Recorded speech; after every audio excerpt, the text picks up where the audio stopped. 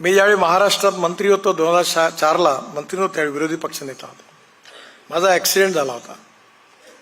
मी मलबार हिलला राहत होतो आणि मला रतन टाटा भेटायला, त्यांचा माझा फार जवळचा सहवास होता.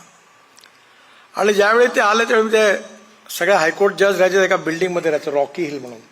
मी एकटाच मंत्री ते राहत होतो.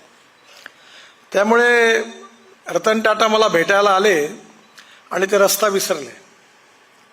तर त्यांनी मला फोन केला की नितिन मुझे आपका घर नहीं मिल रहा है, मतलब आपके ड्राइवर को फोन दो. Nitin I don't have driver.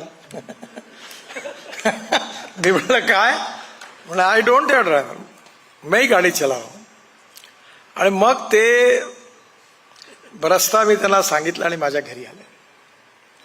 म्हणजे एवढा मोठा माणूस पण डाऊन टू अर्थ आणि किती नम्र किती शालीन हे मी जवळून त्यांना पाहिलं. नाही तर छोटंसं पद मिळाल्याबरोबर साला मैं तो साहब बन गया, साहब बन के कैसा तन गया.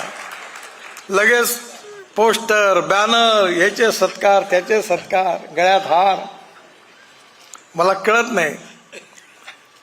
आणि आमच्या क्षेत्रात तर हे पटकन चाललं जातं. आम्हाला सगळी पदं टेम्पररी मिळतात, परमनंट नाही.